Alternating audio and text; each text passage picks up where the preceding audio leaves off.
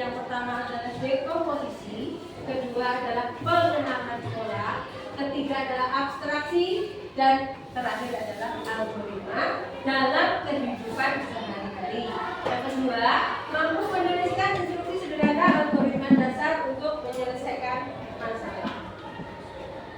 Apakah itu berpikir komputasional? Kita lihat.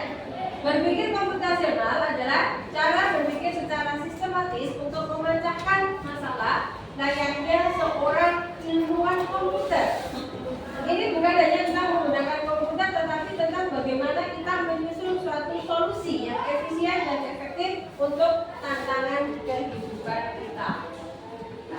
Ada 4 pilar berpikir komputasional. Yang pertama dekomposisi, kedua pengenalan pola, abstraksi, dan algoritma.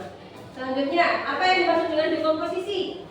Dekomposisi atau namanya adalah pemecah masalah. Apa itu dekomposisi?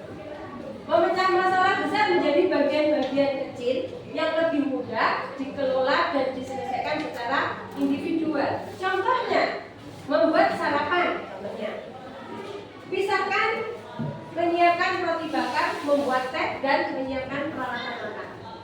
Tujuannya apa? Mengubah masalah yang kompleks menjadi serangkaian tugas sederhana sehingga lebih mudah dikelola dan dipecahkan. Lanjut video pengenalan pola. Itu akan menemukan kesamaan ya. Nah, apa itu pengenalan pola? Mengidentifikasi kesamaan, tren, atau keteraturan dalam masalah atau data yang berbeda. Contohnya,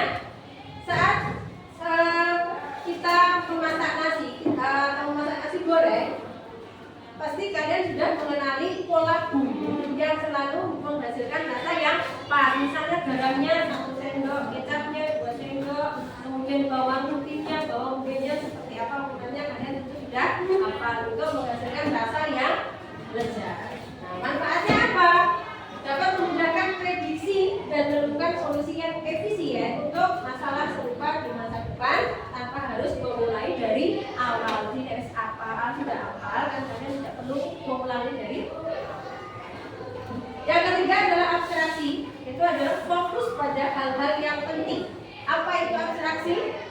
Memfilter detail yang tidak penting dan fokus pada informasi kunci yang relevan dengan masalah. Contohnya Google Maps hanya menggunakan koordinat dan jalan utama, mengabaikan detail seperti warna cat rumah atau jenis pohon yang ada di pinggir jalan.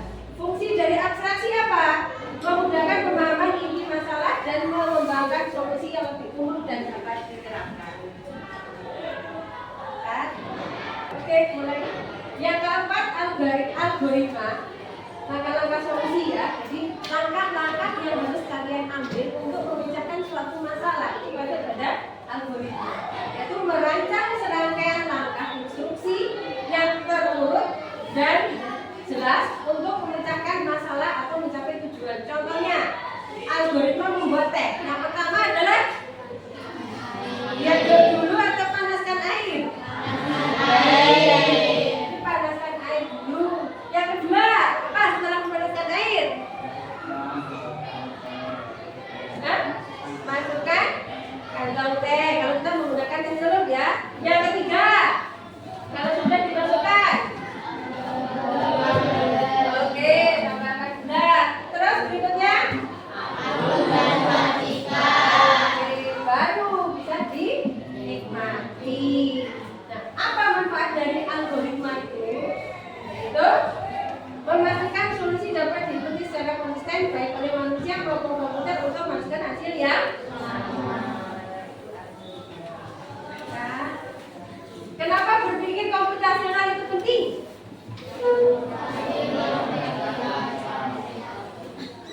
Pendapatmu selain yang ada di sini? Ada yang lain? Mengapa berpikir komputasional itu penting? Apa? Selain yang di sana? Cukup yang sana saja? Oke, yang pertama melatih logika dan kreativitas, kemudian juga berguna pada semua bidang. Yang ketiga, mempersiapkan masa depan, membekali kalian untuk menghadapi tantangan dan memanfaatkan peluang dunia yang semakin maju teknologi. Oke, mulai. Penerapan berpikir komputasional pada dunia nyata. Yang pertama adalah robot pengantar, ya. Kamu sudah pernah melihat di restoran yang menggunakan jasa pelayannya robot? Belum? Sudah? Lihatnya di mana yang sudah? Di TV ya? Ya.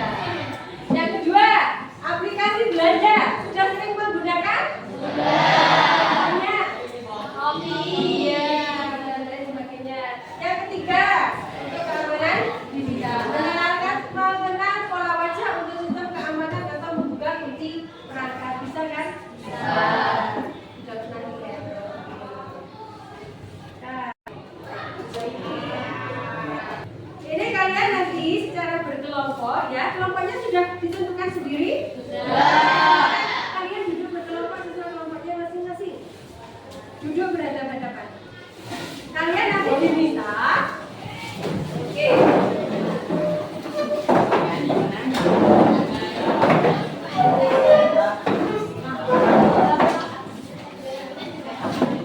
Kalian nanti diminta untuk membuat pola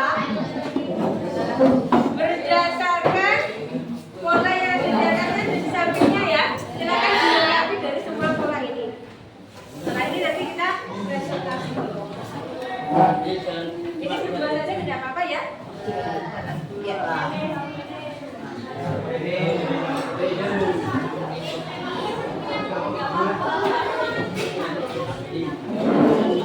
Apa ini? Apa ini?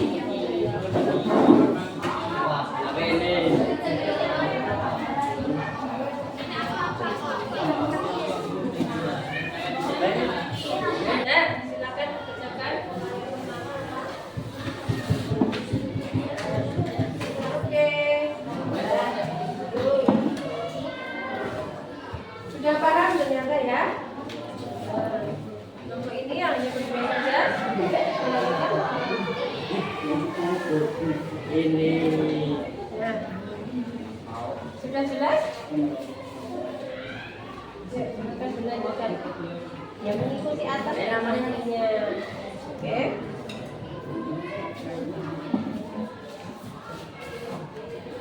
Oke, nah, sudah selesai mengerjakan LKPD-nya ya. Silakan kelompok mana yang mau presentasi terlebih dahulu? Oke, silakan Mbak Fioli dan teman-teman.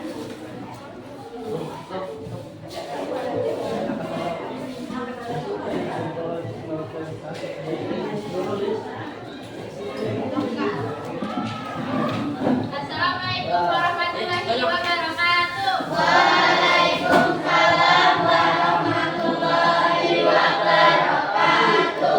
Perkenalkan, kami dari kelompok 2 akan mempresentasikan hasil tugas kelompok kami.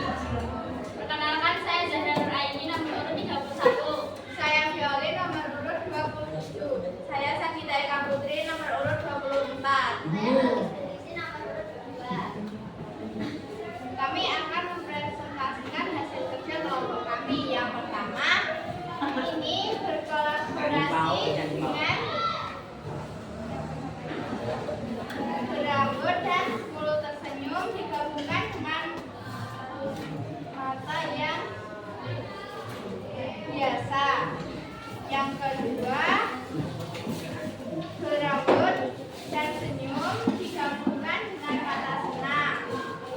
Yang ketiga, mata marah, berambut dan mulut tersenyum. Yang keempat, mata tertutup, berambut dan mulut tersenyum. Sekian presentasi dari kami. Ya, silakan. Oh ya, Oke, namanya Mbak. perkenalkan, nama saya Indonesia Alifah, nomor 15. Saya nomor yang mana, Kak? Yang kamu Bang. Yang terakhir. Yang ini. Yang ini. Mana juga? Ini sedang. Ini. Dia sedang tersenyum dengan mata tertutup. Juga kamu apa? Kalau ini sedang Tidur. Sedang tidur sambil tersenyum. Oke. Bisa diterima tidak? bisa, Kak. Oke. Ada yang lain menambahkan?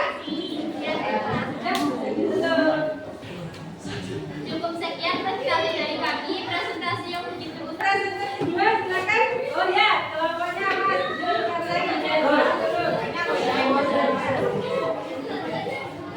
Tak perlu kata-kata yang benar. Nyanyi tahu. Assalamualaikum warahmatullahi wabarakatuh.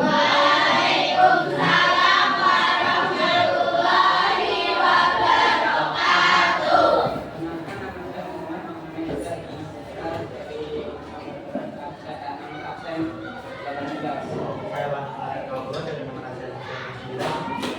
Saya Ren Sakti dari nomor absen 22. Yang mengikuti dari nomor absen 10. Di sini kami akan mempresentasikan hasil kerja kami.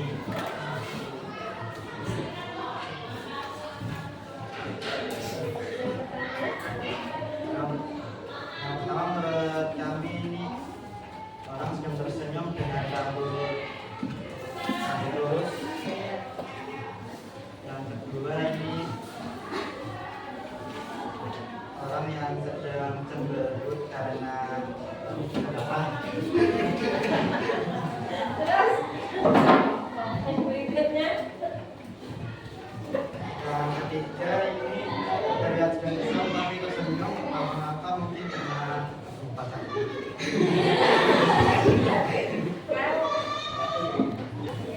Oke, membuat pola wajah tadi ya. Sekarang kita akan mengaplikasikan dengan cara plak, yaitu menggunakan komputer. Dalam hal ini kalian menggunakan HP. Kita akan belajar bagaimana membuat apa namanya pola di komputer, yaitu dengan gerakan sederhana pada ini apa namanya sprite atau sprite topping. Silakan lihat tutorialnya. Halo siswa kita, Selamat datang kembali di channel Kakak Informatika. Pada video kali ini, Ibu akan mencontohkan cara coding sederhana yang mudah dan menyenangkan dengan menggunakan pemrograman visual PictoBlox. Pengalaman ini akan menjadi dasar kita dalam mempelajari modularisasi program. Pengalaman ini akan menjadi dasar kita dalam mempelajari modularisasi program. Perhatikan makannya supaya dia nanti Setelah menentukan bloknya, tambahkan blok selamanya untuk menjalankan skrip selamanya. bahasa Inggrisnya forever ya. Tambahkan blok ketika bendera hijau diklik di atas skrip dan sekarang kamu bisa menjalankan skripnya. Tobi berjalan dengan dua kaki. Jelas? Kamu tidak bisa melalui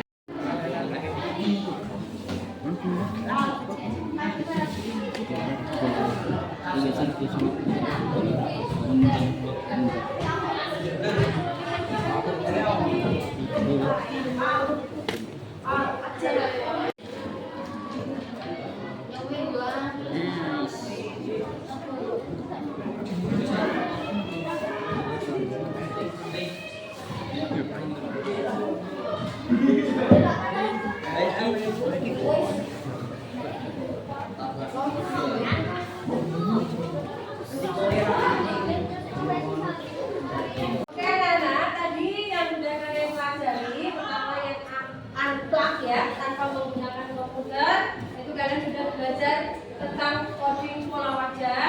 Dan yang plug atau dengan menggunakan komputer, kalian sudah belajar membuat program sederhana pada aplikasi PictoBlox. Nah, dari kedua kegiatan yang kalian lakukan tadi, apa kesimpulan yang bisa kalian ambil? Yuk, apa pendapatmu? Yuk, apa pendapatmu?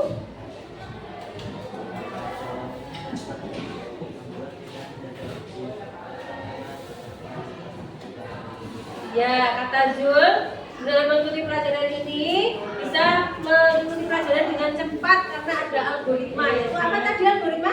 Menyusun langkah-langkah. Yang berikutnya, kesimpulan berikutnya, yang lain? Kamu? Kesimpulannya? Dengan pelajaran kita kali ini.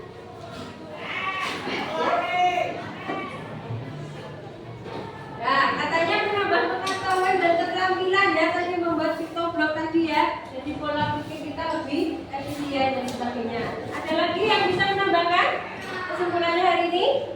Nah, dengan berpikir komputasional kita bisa menyelesaikan masalah dengan lebih efektif, efisien dan juga apa?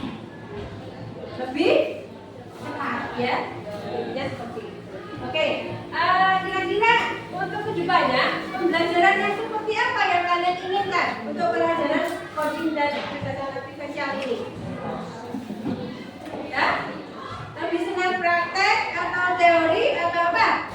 Oke, terima kasih. Untuk itu, agar kalian pemahamannya nanti lebih mengenal dan keterampilannya juga. Tugasnya tadi yang belum selesai membuat PictoBlox-nya ya, program coding sederhana, silakan nanti dilanjutkan di rumah. Nanti bisa di-share ke alamat WA saya atau ke Google Drive, nanti akan saya share di grup saya. Oke, dan hari ini cukup sekian pelajaran kali ini. Mari kita tutup dengan ucapan Alhamdulillahirabbil alamin.